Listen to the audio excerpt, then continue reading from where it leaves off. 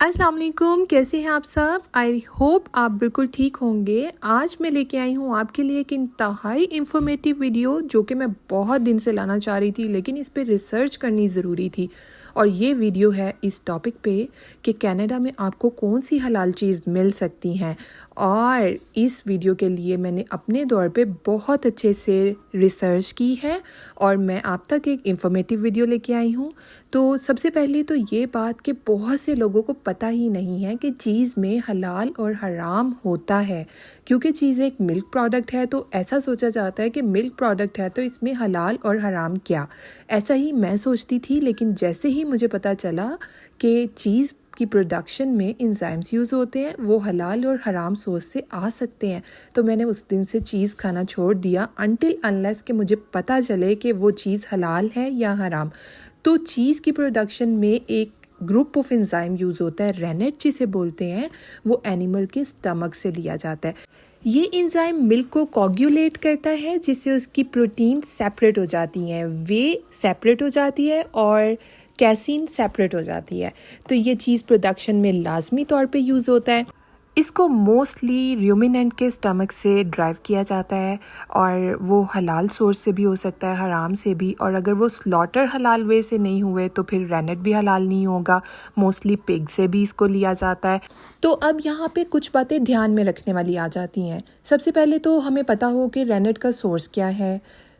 चीज़ की पैकेजिंग के ऊपर लिखा होता है कि इसमें रेनेट यूज़ हुआ है, ठीक है।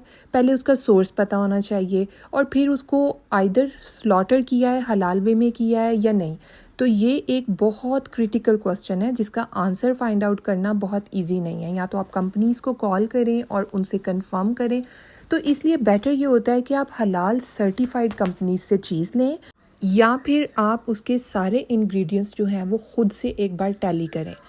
आप खुद से उसको स्टडी करेंगे और एक एक इंग्रेडिएंट देखेंगे ये हलाल है या नहीं, तो फिर वो एक सेटिस्फैक्ट्री आंसर है, ठीक है। अभी मैंने कुछ सर्च की है कौन कौन से ब्रांड्स हलाल हैं और कौन कौन सी चीज़ हलाल है, तो उसके आप स्क्रीनशॉट ले लें, क्योंकि जब आप मार्केट में जाते हैं तो लॉट्स ऑफ चीज़ की वैरायटी होती हैं, तो आप कंफ्यूज हो जाते हैं कि मुझे कौन सा पैकेज लेना था और कौन सा नहीं लेना था।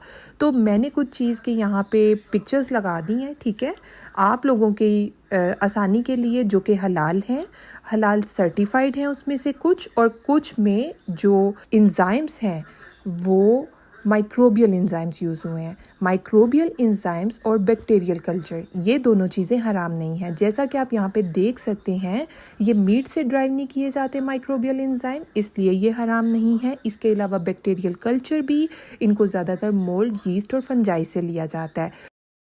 So as you can see, the cheese produced with vegetable or microbial enzyme are considered as halal.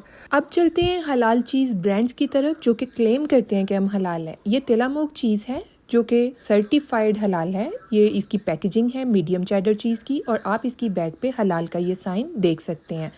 ये सिंबल्स आपके सामने हैं, आप इन्हें बिल्कुल टैली कर सकते हैं। इसके अलावा कैबर्ट चीज़ है, उसमें no animal rennet with some exceptions. कुछ उन्होंने अपनी चीज़ बताई हुई है जिसमें एनिमल रेनेट यूज़ नहीं होता, वो आप ले सकते हैं।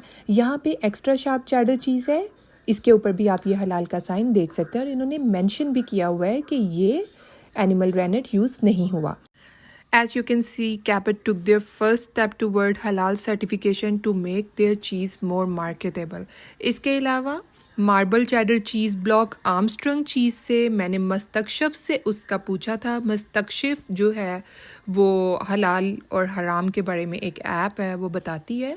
तो उन्होंने बताया था कि ये हलाल सूटेबल चीज़ है, और इसके अलावा एक्सेप्शंस हो सकती हैं, आप अपने तौर पे भी सर्च कर लें। इसके अलावा हलाल स्कैनर्स होते हैं जो आपको फूड के बारे में बता देते हैं ये हलाल है या हराम है। आप इसमें बार कोड और इंग्रेडिएंट्स डालते हैं।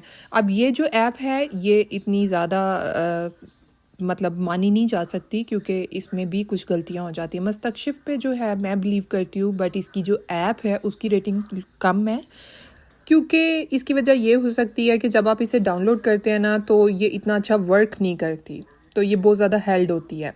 इसके अलावा black diamond pizza mozzarella cheese है। मैंने मस्तकशिफ ऐप से इसको पूछा था और उन्होंने बोला कि ये हलाल सूटेबल है। वैसे मैंने इसको खुद से भी स्टडी कर लिया था, लेकिन आप खुद से देख सकते हैं। इसके अलावा नो नेम की पिज़्ज़ा मोज़रेला चीज़ है, इसको मैंने अपने तौर पे चेक किया था क्योंकि मैं मोस्टली यही यूज़ करती थी।